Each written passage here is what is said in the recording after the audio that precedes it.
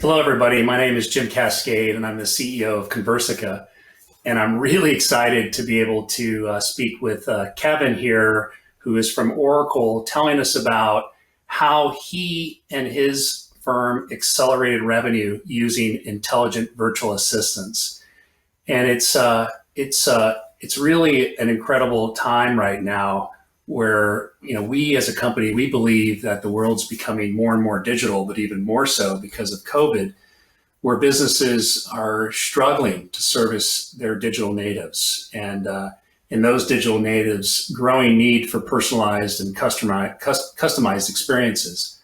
I think digital transformation really needs to be empowered with digital automation. It's our mission as a company to help organizations use intelligent automation to attract, acquire, and ultimately grow customers at scale by using Conversica's intelligent virtual assistants. And those virtual assistants are powered by our intelligent automation platform. We believe, that our vision is to really build the largest augmented workforce in the world. Our intelligent virtual assistants are AI-powered, SaaS-based software applications, and they serve as virtual team members. And those virtual team members autonomously engage, contact, prospects and customers, partners in a trusted, human-like, two-way interaction at scale. It drives those folks to towards the next best action, which ultimately accelerates revenue. So with that, turning it over to Kevin. Thanks, Jim. Well, just as a quick introduction, my name's Kevin Colosimo. I'm part of the Oracle Global Marketing team, and have been responsible for digital strategy and innovation. And over the last couple of years, been really focused on bringing new technology, new processes to our marketing and sales teams to try to drive better results.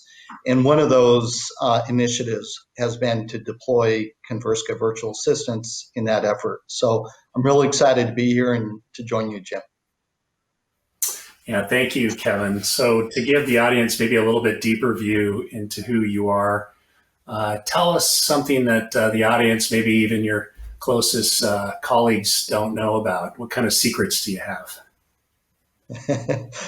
Well, let's see. One that I'm willing to share, Jim, is way back in high school, I was a pole vaulter. So most people aren't aware of that. And it's kind of a funny story because I started as a freshman and I was not even 5 feet tall. So I went to the coach and he had to saw a pole in half because none was, they didn't have any my size. And it took me a month to clear 5'6". High jumpers used to come over and do it without a pole, but I stuck with it. By the time I was a senior, I had the school record. But it was a lot of fun, and I was determined to stay with that, and it was great. So that's one thing. I love it. I love it. Start small, finish strong. Perfect. Well, Perfect. It's amazing to see how you have been a thought leader, and you've really brought these types of new technologies into the organization. Using intelligent virtual assistants, you've applied our technology across so many use cases in the customer lifecycle, ultimately affecting revenue, increasing or accelerating revenue, from marketing to sales to even post-transaction driving usage. So hats off to you for creating such a set of use cases and getting the organization to adopt. So how did this all start? I mean, what was the driving force behind you being the change agent? What was your initial problem that you were trying to attack as you were embracing us and our technology? Sure. So we started a couple years ago, and at that time, what we were seeing is our marketing and sales leaders were facing rapidly growing revenue and pipeline targets because of the growth in our cloud business. And in trying to meet those targets, we saw marketers are generating more and higher volume of MQLs to pass to sales. The problem that we saw was that a high percentage of those MQLs were not really ready to have a conversation with our sales teams. And when we took a look at it, and analyzed, this kind of composition of our leads, we determined that only about 20% of those leads that were being handed off to sales for follow-up were what we considered conversation ready or core. The other 80% were we deemed to be non-core, non-conversation ready. Those non-core leads, at 80%, a lot of volume, very low conversion rates. We're taking up a lot of time of our sales resources to follow up, and we're not delivering, therefore, a high ROI for our marketers. So we wanted to take a look at, well, what were some alternative approaches? We looked at our traditional nurture campaigns, which are, maybe we could educate folks and nurture them better, but they're good at educating, not great at identifying people who are ready to talk to sales.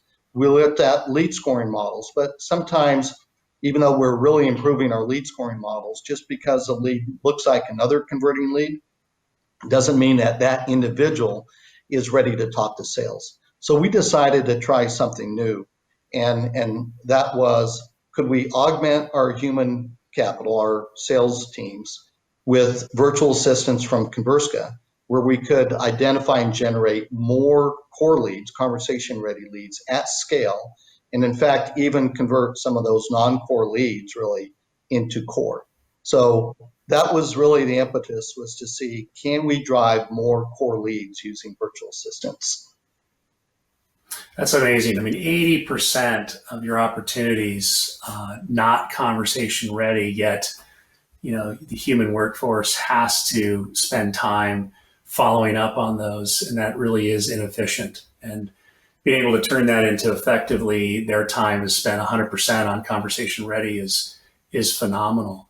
So you have this great use case, and you start to drive into other use cases. I think Oracle, like many companies who are large, have so many people involved in the decision-making process. How does someone like you champion and get people to adopt, emerging technology like this?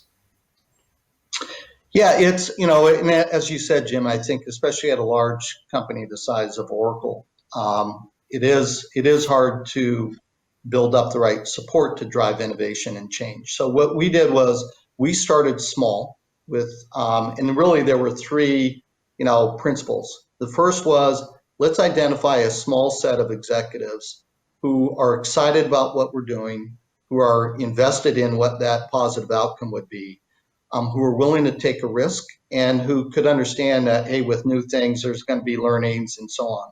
So we identified a really great group of executives who were also really well respected by their peers. So if they said that this worked, it would help drive other adoption. Second was to really pick the right use cases. So we looked at areas where we had low risk but good upside. And there were two areas that we started with. One was these high volume of low converting leads that we said, hey, let's see if we can't get at least as good a results using virtual assistants. And then second was, we had a large volume of leads that we had passed to the sales teams, lead development teams, and who retired those leads because either they were unable to reach the person, or they said, hey, no opportunity in 6 to 12 months.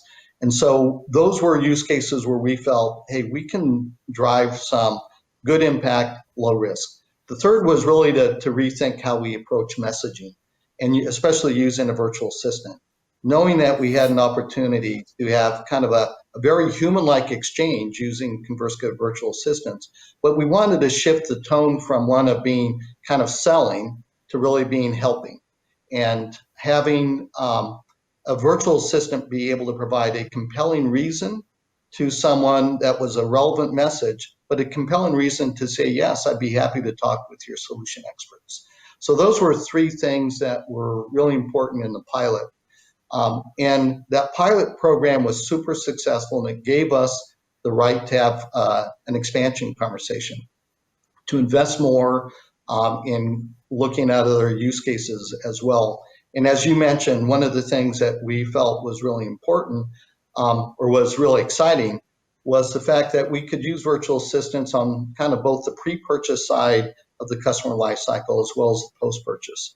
So we started expanding the use from beyond just kind of like new inbound leads and retired leads to looking at people who were suspects that we might be able to engage with, helping drive interest in our events, looking at opportunities that were stuck and not progressing, looking at post-purchase where someone might not be consuming as much as what we had hoped, and we want to engage with them before they hit renewal. So we were excited about the possibilities that we could apply virtual assistants to, and really excited with the results we've been getting.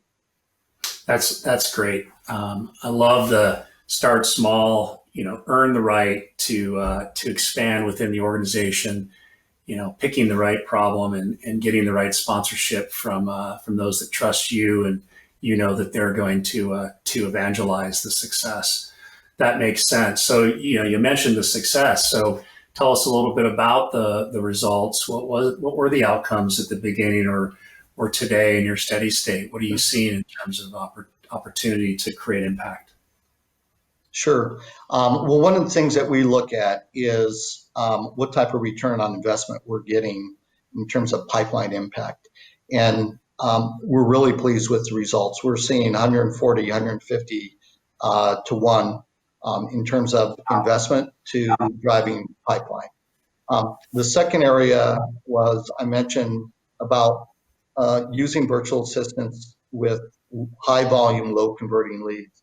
And what we were able to see and prove out is that we could send a fraction of leads to sales for follow-up, but generate similar amount of converted leads or pipeline, because we were only sending those that were raising their hand, as opposed to having our human capital follow up on all those, unqualified leads.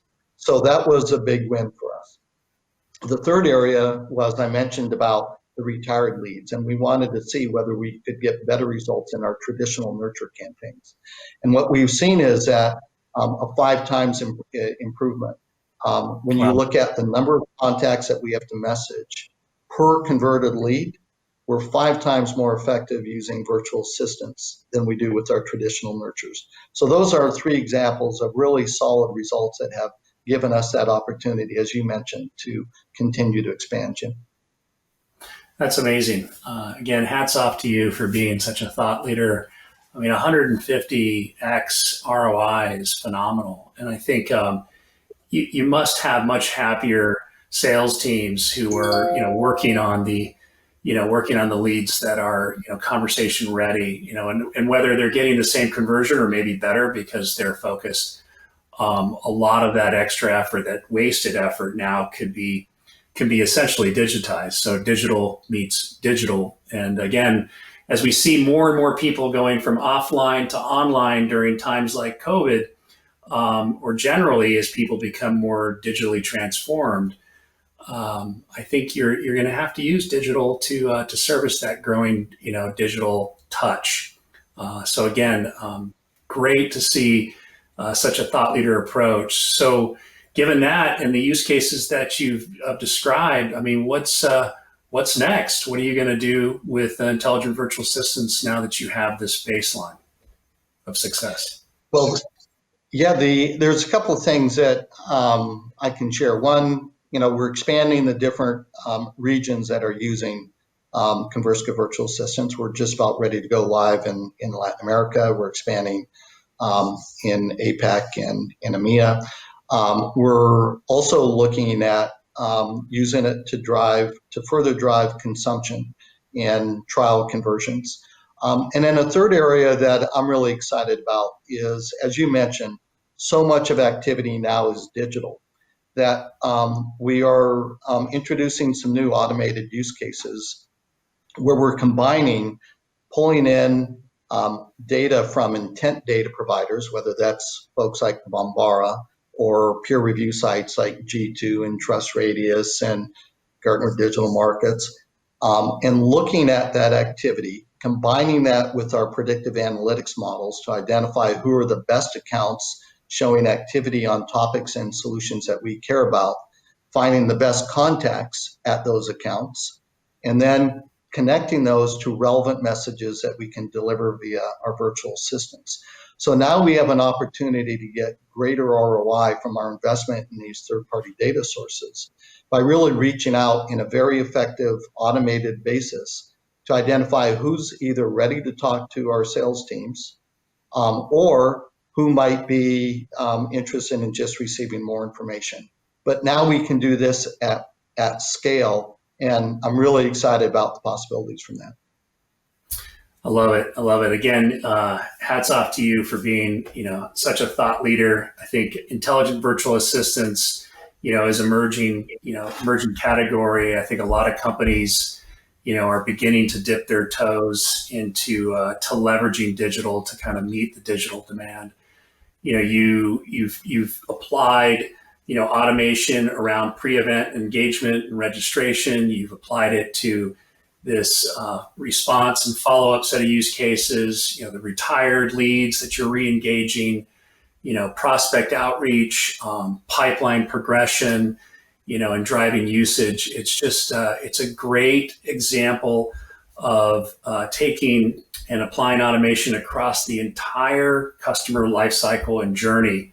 And really, again, leveraging that to really transform, I think, Oracle further in its digital transformation itself. So thank you for being such a thought leader. Thank you for trusting us and applying our intelligent virtual assistant capabilities. Kevin, thank you. Well, thanks, Jim. It's been an exciting partnership, and we appreciate you and your team's support. There's a lot more that we can do together, so really excited about it. Thanks. I can't wait to see you deploy us globally, LATAM, APAC, EMEA. I think obviously global workforces can be augmented. So looking forward to the next step with you and the journey continues. That's great. Thanks, Jim.